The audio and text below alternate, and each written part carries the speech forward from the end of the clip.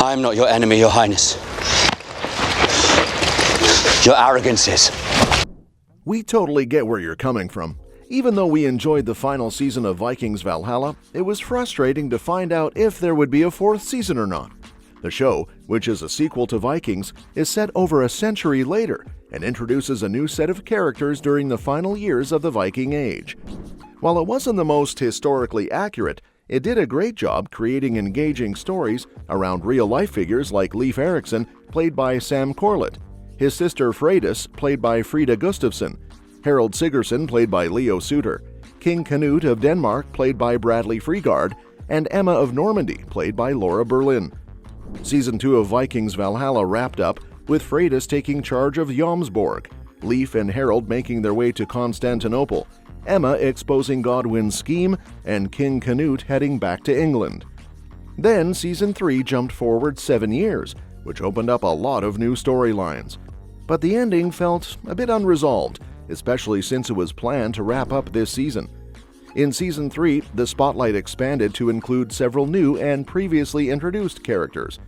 With the time jump, we got to see more of Canute's sons, Svein and Harefoot.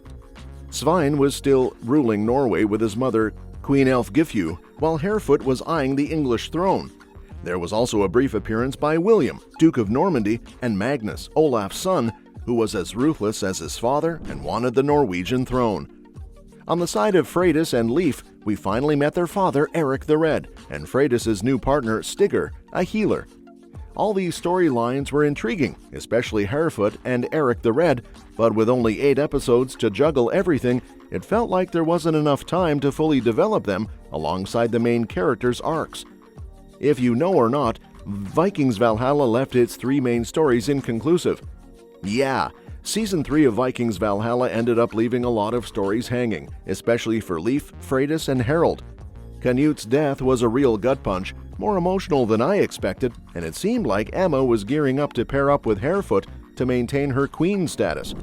Leif and Freydís took off from Kattegat on a ship that Canute had given Leif after he saved Freydís from execution, setting sail in search of the Golden Land.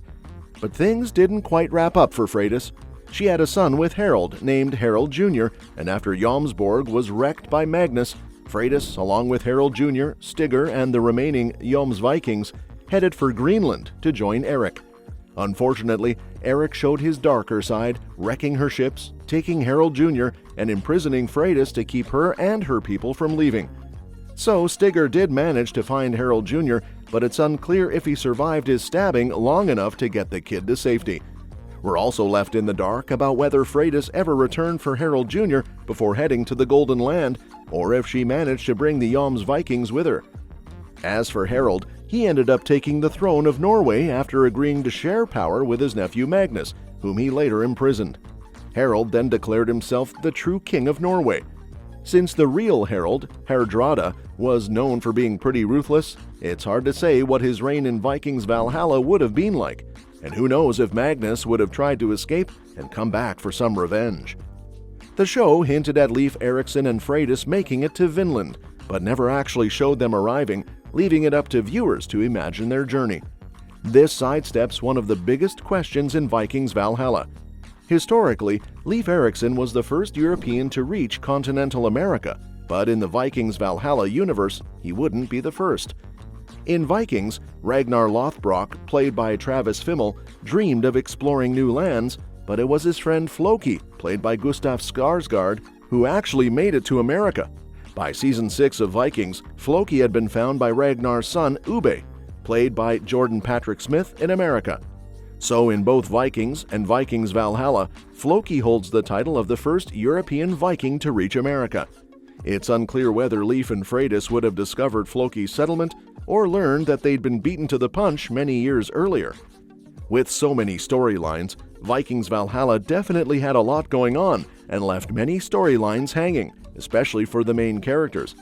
One of my favorite parts was the tension between Queen Emma and Godwin. Godwin tried to bump Emma off so he could move up in the royal ranks, and he even threw a wrench in her plans by bringing Harefoot instead of Edward. But Emma managed to outsmart him once again, We really would have loved to see more of their cat and mouse game and how Emma would handle whatever Godwin threw her way in future seasons. Absolutely, there was so much more to dive into with Leif and Freydís' journey, including Freydís' promise to her people and her reunion with Stigr and Harald Jr. Her story with her father Eric was left hanging, and it would have been great to see how she would defend her people once she reached Greenland with her new ship and crew, and how Leif might have settled things with Eric. Harald had the most rounded story among the main characters, but there were still threads left to explore. As mentioned before, seeing Harald's ruthless side would have added a lot to Vikings Valhalla. The whole storyline with William, Duke of Normandy, felt pretty pointless. He only showed up briefly a couple of times and didn't really impact the show. Cutting his scenes wouldn't have changed much. Given that William's real-life story is actually pretty fascinating, it would have been great to explore that more in a future season. Now that there won't be a fourth season, we're left to imagine what happened to the characters, and some of it can be pieced together from history. But it's still frustrating that the show ended with so many stories feeling unfinished, and it seemed like the writers didn't fully consider how to wrap up the main characters' arcs. So, Vikings Valhalla just ended after 3 seasons? Even though Vikings Valhalla had a slightly higher average critic score on Rotten Tomatoes than Vikings, which has a 93% score, it only got 3 seasons, but that was always the plan. Unlike some of Netflix's other shows that get cancelled after just 3 seasons or less, Vikings Valhalla was set to wrap up its story from the start. When it was announced in November 2019, it was planned as a 24-episode series split into 3 seasons of 8 episodes each, coming right after Vikings ended with its 6th season. Vikings Valhalla kicked off its first season in February 2022, and by March 2022, it was already renewed for both a 2nd and 3rd season because of the great reception.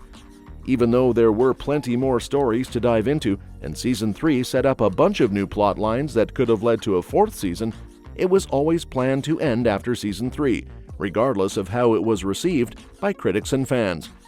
Well, that's it for today. Despite the epic journey Vikings Valhalla took us on, it's a bummer that it wrapped up with so many stories left hanging. With intriguing characters like Leif, Freydís, and Harald, and plot lines that could have gone in so many directions, it feels like there was so much more to explore. What do you think would have happened if the show had continued for another season? Would Freydís have managed to reclaim her son and settle scores with Eric? Would Harald's reign have lived up to its ruthless reputation? Drop your thoughts in the comments below. If you enjoyed diving into the world of Vikings Valhalla with us, don't forget to like and subscribe for more deep dives into your favorite shows and movies. Stay tuned for more.